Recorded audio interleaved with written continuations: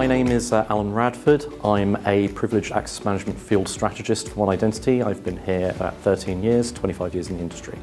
So one of the things that we recently learned is that projections indicate by 2025 there'll be 175 zettabytes of data out on the internet.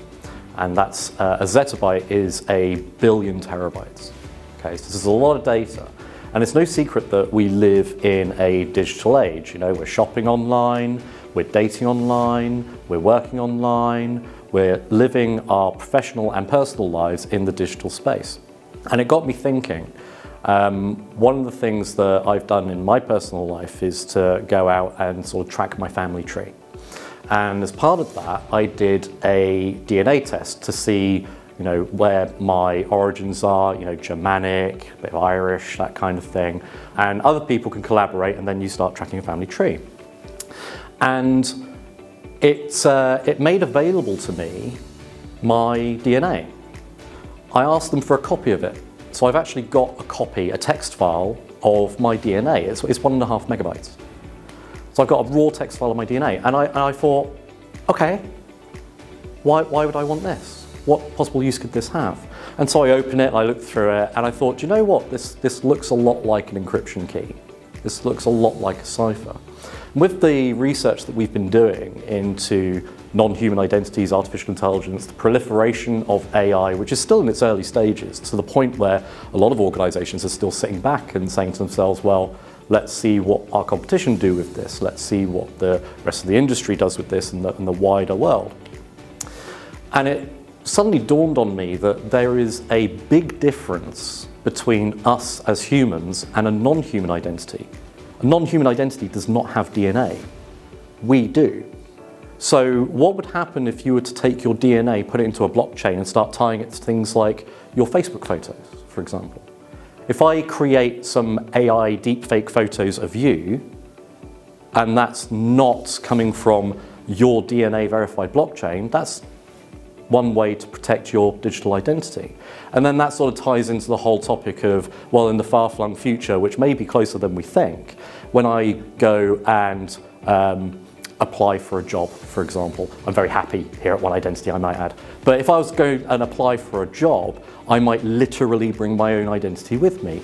That blockchain of identity that ties back to my DNA so it's verified to be me might include things like my work history, might even go so far as to include referenceability. It might also include some of my online activity, what kind of things I'm into. Some of those things might be behavioral trends that might indicate risk. I might look at risky things online that might be actually tracked, or the sort of shopping habits that I have. So this data gathering is already happening. It's already being used to enrich sales processes, marketing processes, and so on. And so when we get to a world, to a point where the quanta of our identity is ourselves, you know, we've passed the point where, like on this video, me having to convince you that I'm real. We're now reaching a point where, you know, potentially when I'm in the same room, I might have to convince you that I'm real. Because if I turn up and I'm not tied to Alan Radford's identity, then, you know, that's one way to invalidate a fake impersonator. So those are some of the things that have been top of my mind recently, and I think it's going to be very interesting to see what the coming years hold. In terms of the industry we're in, you know, here at One Identity, we've been consolidating IGA, PAM, and access management for like a decade. And now we've got lots of other organizations around the world now playing catch up in terms of, you know, IGA vendors acquiring PAM, PAM vendors acquiring IGA, so on and so forth. And, you know, we're leading the way and they're sort of in our wake, trailing behind us. It stands out to me that that consolidation is not over. There's a wider market at play here, you know, ITDR, SIEM, GRC, all of it. So the identity fabric, as it were, I think is sort of doing the opposite of what personal identity is doing, which is consolidating.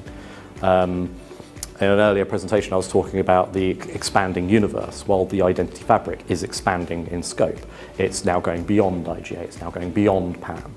And that is going to continue to expand until, you know, the promised land being one single cybersecurity fabric that keeps an entire environment secure. In an ideal world, I'd like to see that sort of thing wrap around individual identity.